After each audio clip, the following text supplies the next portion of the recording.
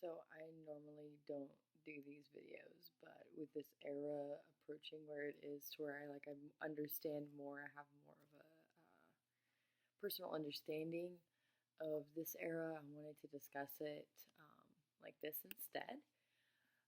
So this is the Black Arts era. Let me turn that off.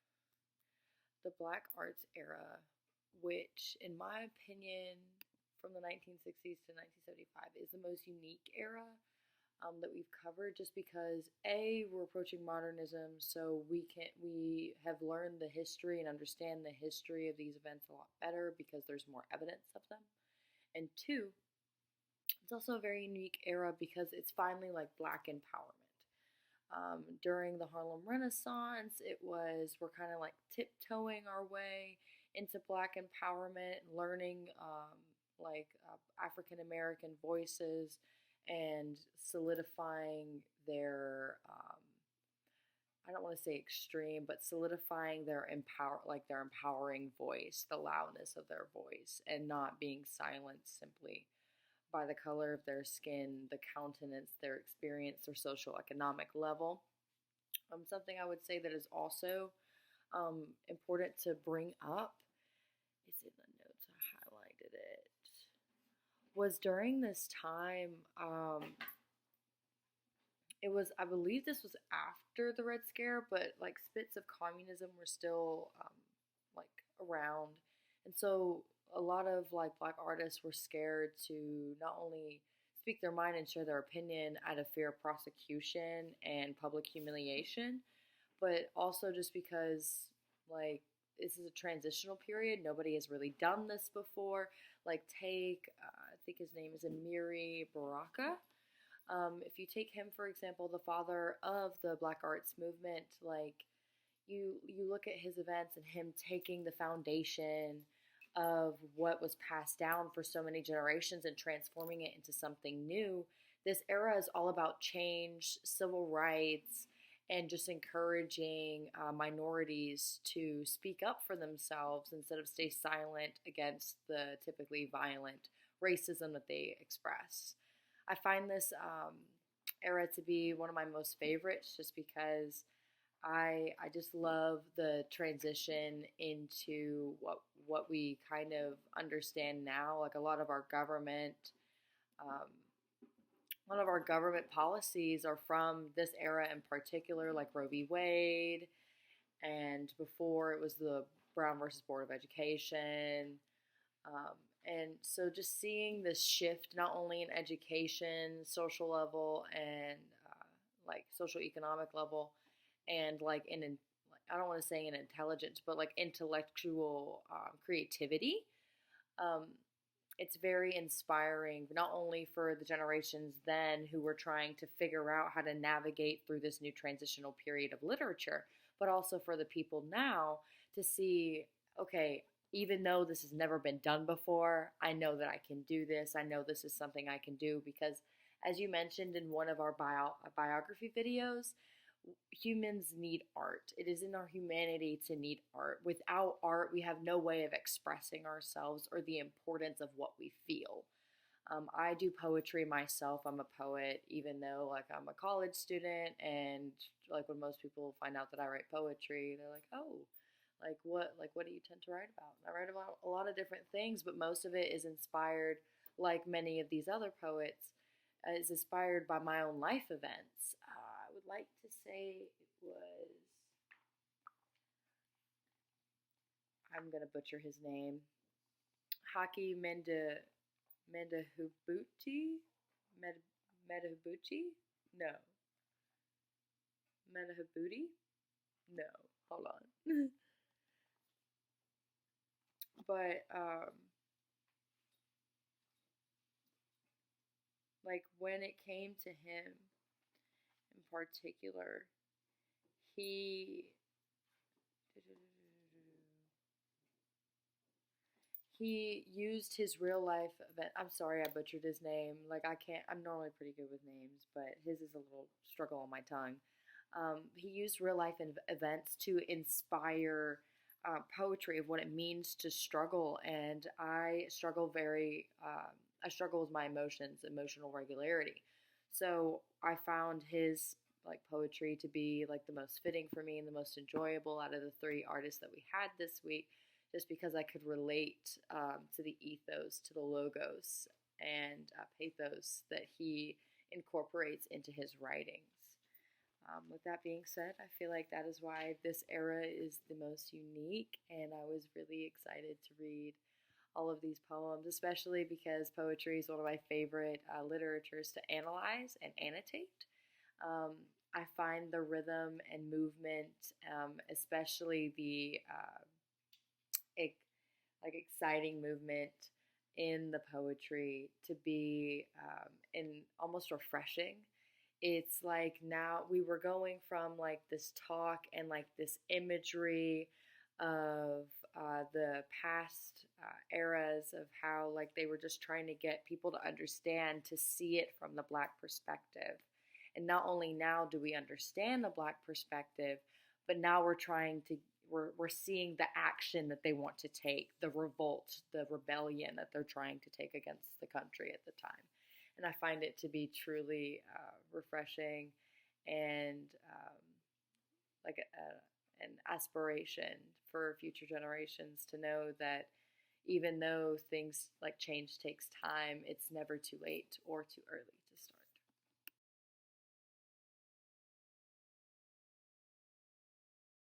Well, my last video on this deleted itself, so hopefully I can get this one to stay. The artist I'm going to be talking about right now is Mary Evans. And what sticks out to me about her poem Vive Noir is her step into racial empowerment, her ability to be direct and declare exactly what she means and not be sugarcoating it with metaphors or similes, but simply just saying it. I find that to be a very a characteristic of a woman, being outspoken and intellectual. I also noticed the racial pride theme throughout this poem as well that stood out to me, and how it snaked, as you said, across the page. I immediately took note of that. As soon as I saw that, I was like, oh my gosh, I'm so ready to read this poem. This looks really exciting. And the punctuation, with the punctuation not being present, I actually really liked it because I was able to read it at my own pace and interpret it in a different way than you would probably interpret it. Um, but I did take note of the power dynamic shift that she wanted to see, and her energetic adjectives that she used. Hey, get out of there! Sorry, my dog is doing something. Give me 1 second. Hey, you can't have that. It's a coaster. You can't have this. It's not for you. Here, eat you. Sorry about that. But with that being said, let's get into the poem.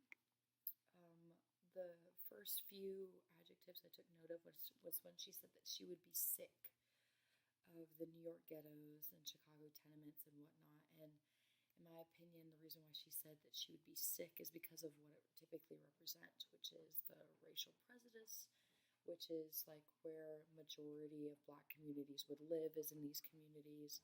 The limited opportunities that were put in those places, and also the poverty-stricken, the poverty-stricken financial crisis that most of them are in. I also took note of when she said yes sir, and yes sir. I put next to that masking one's true identity. She said that I'm tired of hand-me-downs, shut me up, pin me in, keep me out, because all of this is just limiting her and extenuating oppression and bringing her down to that way they have to stoop, like she has to stoop onto the white people's level of where they think she's at and not really herself. So the question of personal identity for me sticks out here just a tad. And also it's like encouraging her, or like declaring why she's so angry, why she's decided to write this, and why she feels the need to be so passionate about the oppression and prejudice that she experiences. If you go on to page 564, where she says that she's going to wear the robes and sit on the benches, basically like be a judge, be the judge and the executioner. I really like this shift in power dynamic. This is where I start to notice the shift in power dynamic and social economic dynamic as well, because for her, white people were the judge, jury, and executioner. And so for this power shift to be so present on paper, it's her trying to exaggerate the fact that one's personal judgment could influence another's entire life, and not only entire lives, but generations, and the generations after those, and generations that came before. I think that the shift would be interesting if white people back then were to read this. I wonder kind of what their reaction would be to this, just because, people, like white people in particular, were not used to being one that had to constantly fight for their freedom or fight for the approval of others. And so I think that that's really what she wanted people to grasp from that, was that seeking the approval of others is almost pointless when you kind of have no control over that. And she says, baby, you don't stand a chance right after that. So I thought that was very fitting. Now in the next stanza, where she says she's going to put black angels in all the books and black Christ child in Mary's arms. I'm going to make the black bunnies, the black fairies, the black Santas, the black nursery rhymes, the black ice cream.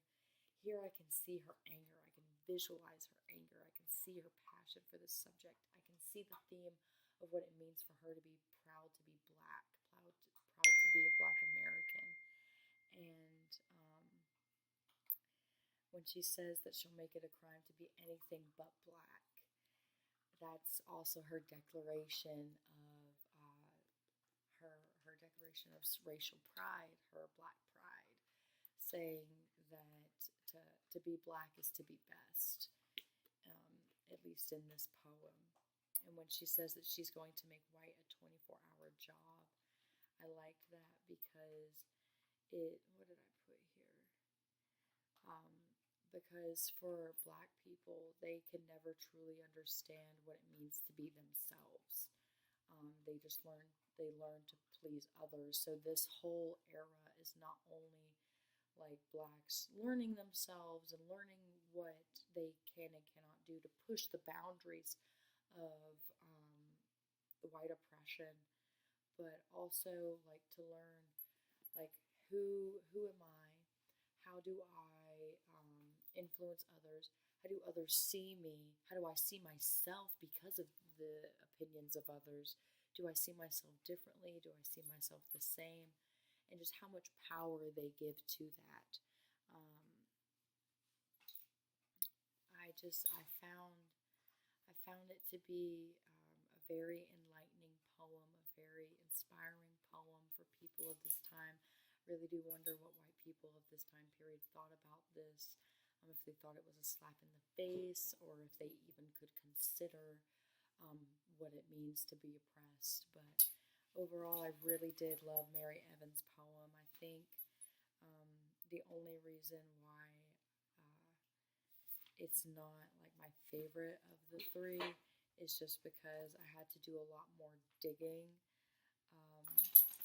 in terms of so I had to read between the lines just a little bit. She was very direct in her meaning and her passion, but when it came to like the Towers of Babel, I did have to do a little bit more research on that to understand like her contrast. But overall, I really like this poem for the authenticity and the validity of her argument, and how inspiring it would be if this power dynamic were to just become overnight. I wonder if there was a power to do that, how white people of this time would have been changed.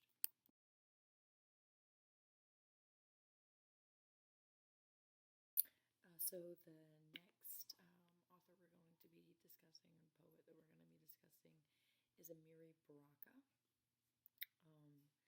I really found his work just going to what we had learned from the Ohio video. He was the father of the Black Arts era. He was a writer of many different genres, an essayist, poet, critic, educator, author, community organizer, politician. Some even considered him a prophet. And he was one of the many black artists that had changed his original name. He was born Leroy Jones in New Jersey, but later became Amiri Baraka as we know him now. Most black artists did this to create their own and new identity, one that was not handed down by the hands of white men, but given to them gracefully by to themselves from themselves. He represents radical expression and transgressing into unexplored territory, if you will, in the realms of literature. His Cuban trip really demanded more life change out of his from him, to that he must do like Nike and not just speak on action, but actually act upon his action. And even though he was hurt by this critique, he still continued to write and produce other stories. I really found it inspiring that he wrote in all different types of genres just because of the fact that it is very difficult to stick to one genre and, master that. So to not only master but inspire so many with his multiple genres, I felt like that was pretty awesome and very like a go-getter attitude, and I really am rooting for him. He used the forms of writing and theater and poetry that were passed down and used them to transform this generation and to change the social world, to make it something not only more inclusive but also make space for themselves. Something that most Black African Americans at this time were struggling with was where they fit in. Where they fit in. Do they only fit in the ghetto slums? Do they only fit in the poverty-stricken areas? Do they only fit in when they do they only fit in white society when they can get an education, when they can be an intellectual, when they can finally show this such hateful, violent group what they're truly made of. I really liked his new ways of representing modern change, and that change was the aim. I really liked how he mentioned and strived for acceptance of change, and how it was a natural form of historical process that was indeed needed to inspire future generations. Now, getting into his poem, I chose Notes for Speech as the one that I'm going to be discussing. Sorry, emergency alert. What the first line really sticks out to me, like the first sentence. He says, "African blues does not know me," and I find that to be that's like an impactful first sentence because of the fact that he was not actually from Africa. While he was from African descent, his family ancestors were brought over to America and given a completely different life, stripped of their name, culture, language, etc. So while he is not familiar with that culture and customs, he is familiar with, quote, the country in black and white that does not feel what I am. When he said does not feel what I am, I really, I felt the catharsism that he wanted the audience to feel from that pathos feeling of what it means to feel black, what it means to be black. How do you go about acting a certain way around this group or this group?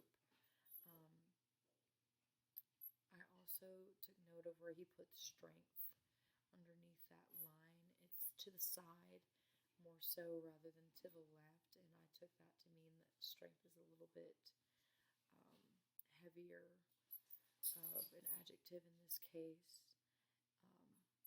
And he mentions twice this idea of throwing up sand into eyes. He said, wind throws up sand, eyes are locked in hate of hate of hate. And then he says later on towards the end, black words throw up sand into eyes, or sand to eyes, fingers of their private dead. Um, this idea of throwing sand into one's eyes is very uncomfortable. It's a very unsettling feeling.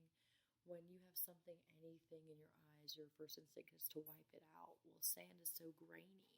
It's hard to do that. It's hard to get it out. So I can't even imagine the the pain of that. But when he gives the imagery of sand and eyes and the hate of hate of hate, I think that he's speaking of the generational hate, and also how hard it is to remove this hatred from white people and this prejudice that they've been giving black people for so many generations, so many centuries. Sorry if you can hear my dog in the background again.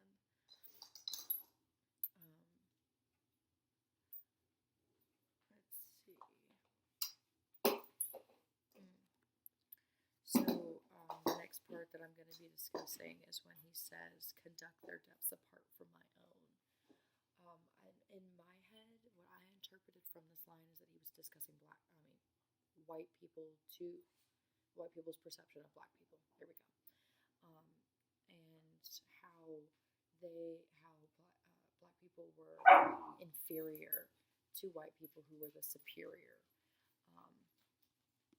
I found the main theme in this to be judgment. I found that judgment of one's culture, judgment of one's skin, one's identity, really one's identity. I think the identity one sticks the most, especially at the end when he goes, Africa is a foreign place.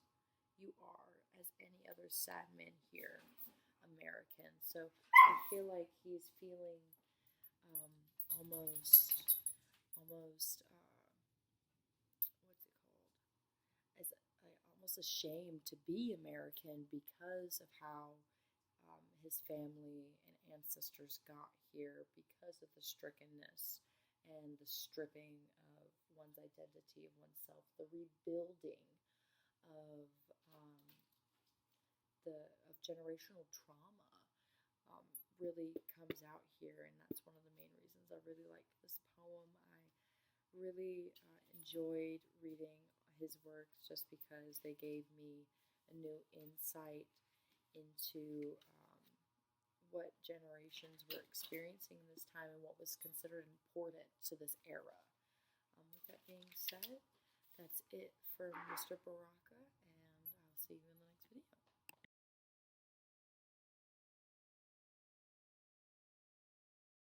So last and not least, we have Haki Madhubuti. I believe I said that right this time.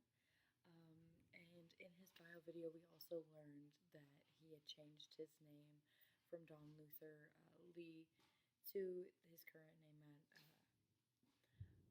Madhubuti, and that he used his theoretical ideas with literacy and social practice to produce his writings and poems.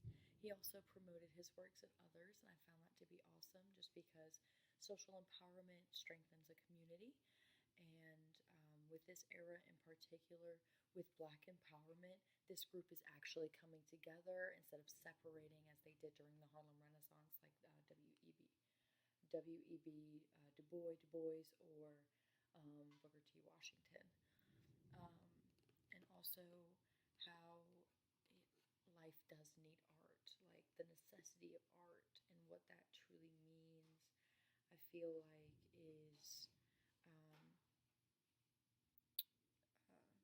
what that truly means is that we need expression, that we need to be able to voice not only our opinions but our deepest, darkest thoughts and views of the world, just so that way another can feel less alone.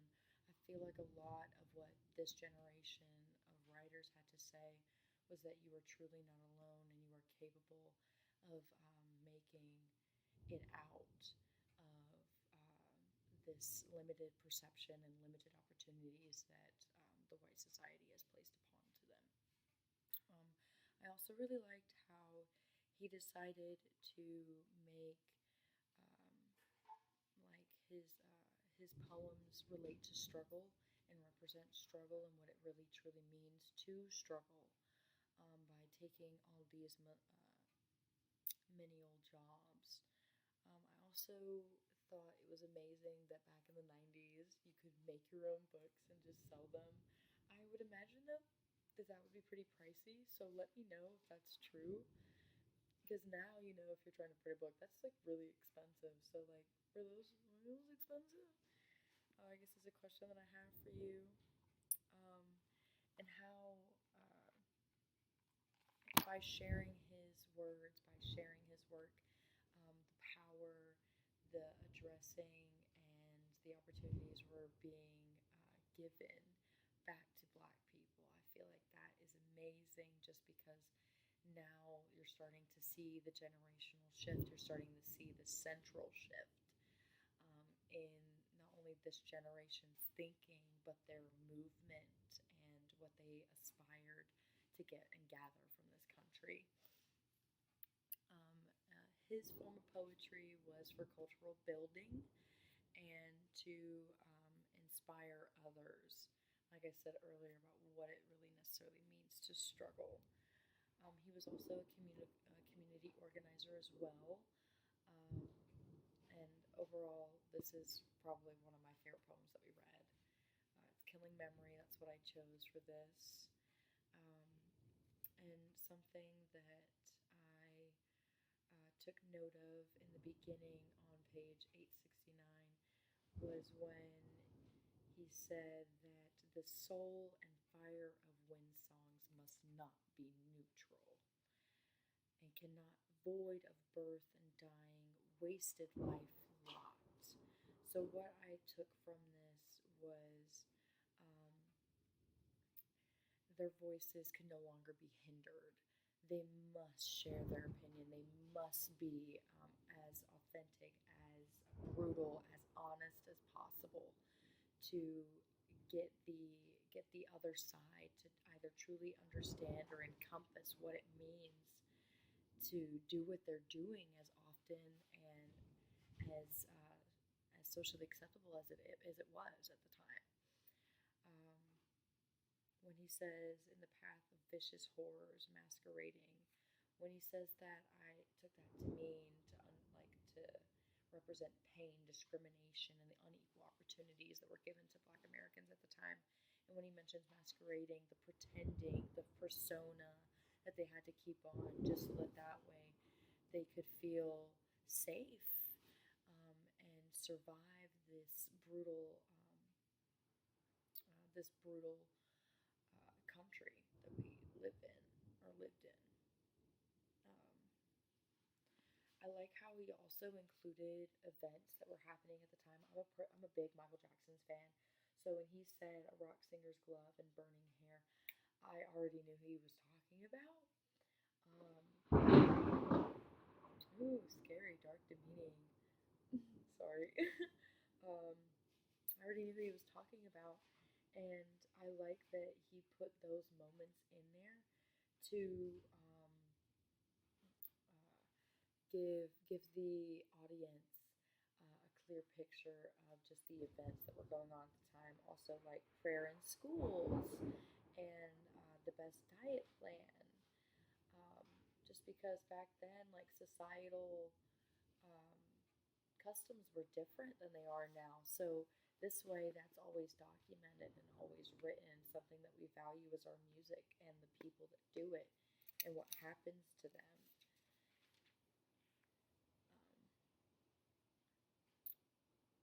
I like how he also mentioned that tomorrow's future may not belong to the people. Now,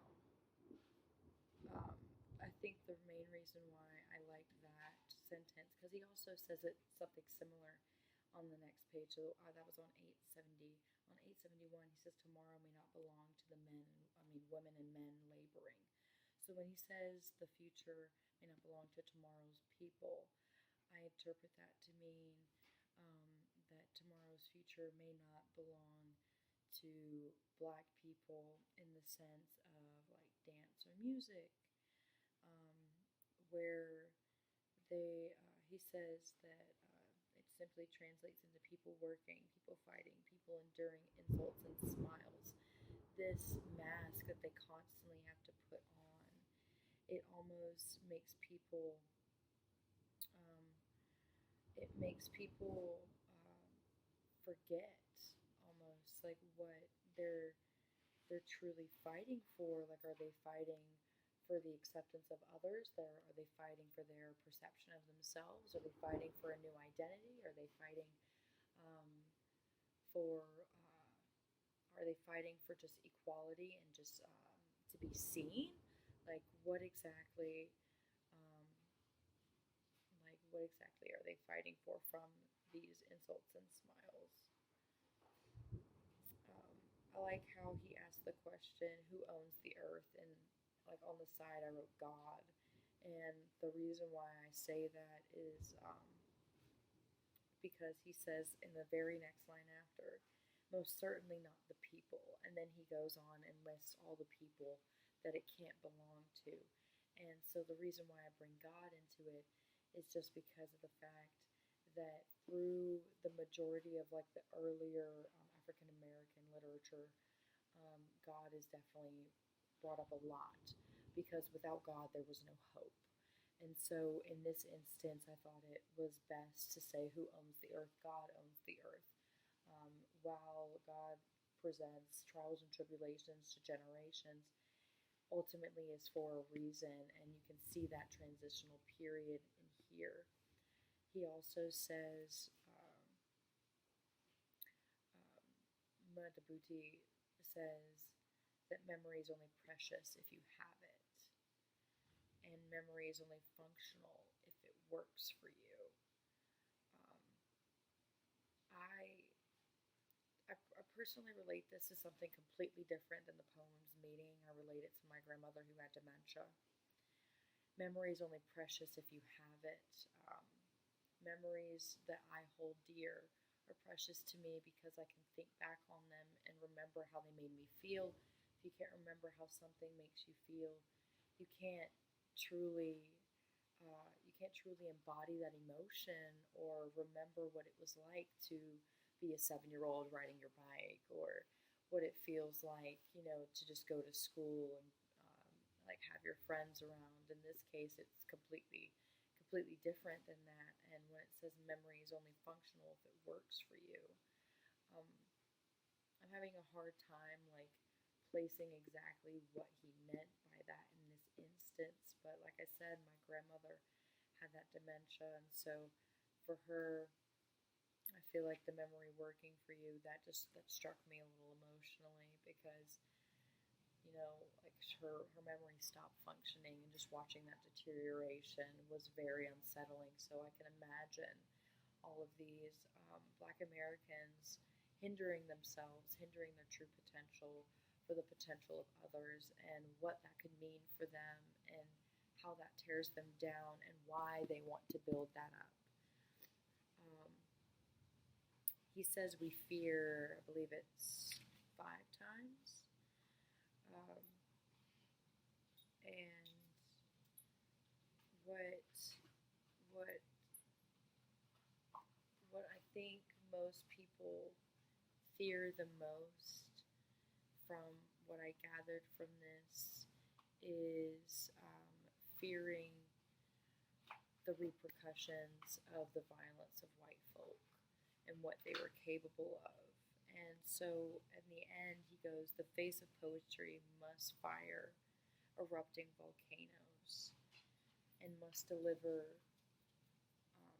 light of barricades of silence." So when I say that, I really just mean that, like, I think he really means that the force in fighting needs to just be stronger, and to go against them is to be violent, because they had sit-ins and whatnot, and the nonviolent approach wasn't working for civil rights. So in this way, I feel like he is trying to embody the importance of um, what what it means to fully embrace the violence of action, to